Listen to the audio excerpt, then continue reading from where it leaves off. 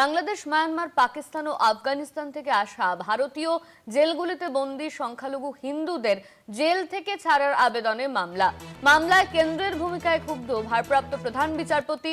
রাজ্যের দিকে দায় ঠেলায় ক্ষুব্ধ বিচারপতি। 15 দিন পর রাজ্য ও কেন্দ্র দুই পক্ষকেই বক্তব্য লিখিতভাবে হলফনামার মাধ্যমে জানাতে নির্দেশ ডিভিশন বেঞ্চের। দুই পক্ষকেই লিখিতভাবে হলফনামার মাধ্যমে জানাতে নির্দেশ ডিভিশন বেঞ্চের। রাজ্যের দিকে দায় ঠেলায় ক্ষুব্ধ বিচারপতি। দুই পক্ষকেই লিখিতভাবে বক্তব্য জানাতে নির্দেশ। দুই পক্ষকেই লিখিতভাবে হলফনামা দেওয়ার কথা বলা হয়েছে। বাংলাদেশ, মায়ানমার, পাকিস্তান ও আফগানিস্তান থেকে আসা ভারতীয় জেলগুলিতে বন্দী সংখ্যালঘু হিন্দুদের জেল থেকে ছাড়ার আবেদনে মামলায় কেন্দ্রের ভূমিকায় ক্ষুব্ধ ভারপ্রাপ্ত প্রধান বিচারপতি। রাজ্যের দিকে দায় ঠেলায় ক্ষুব্ধ বিচারপতি। 15 দিন পর রাজ্য ও কেন্দ্র দুই পক্ষকেই বক্তব্য লিখিতভাবে হলফনামার মাধ্যমে জানাতে বলে ডিভিশন বেঞ্চ।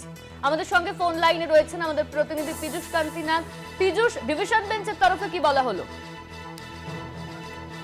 দেখো, বাংলাদেশ, পাকিস্তান সহ প্রতিবেশী দেশগুলি থেকে আসা ভারতীয় যে সংখ্যালঘুরা রয়েছে, হিন্দুরা রয়েছে, তাদের জেল থেকে ছাড়ার আবেদনে মামলায় কেন্দ্রের ভূমিকায় ক্ষুব্ধ ভারপ্রাপ্ত প্রধান বিচারপতি সুজয় পাল ও বিচারপতি পার্থসারথী সিংয়ের ডিভিশন বেঞ্চ। এই মামলার প্রেক্ষিতে প্রধান বিচারপতির বেঞ্চ বারংবার কেন্দ্রের কাছে একটি রিপোর্ট তলব করেছিল, কেন্দ্রের অবস্থান জানতে চেয়েছিল। মামলা যখনই শুনানি ওঠে তখনই কিন্তু দেখা যায় যে কেন্দ্রের থেকে সময় চাওয়া হয়।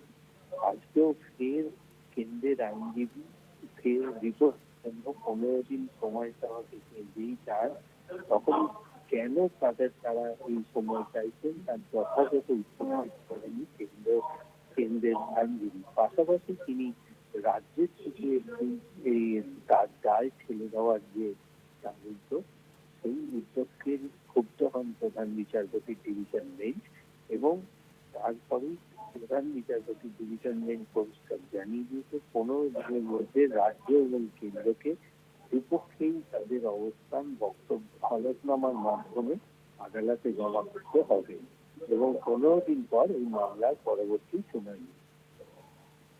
ধন্যবাদ তোমায় পীযূষ। আমাদের সঙ্গে ফোন লাইনে ছিলেন আমাদের প্রতিনিধি পীযূষ কান্তি নাগ।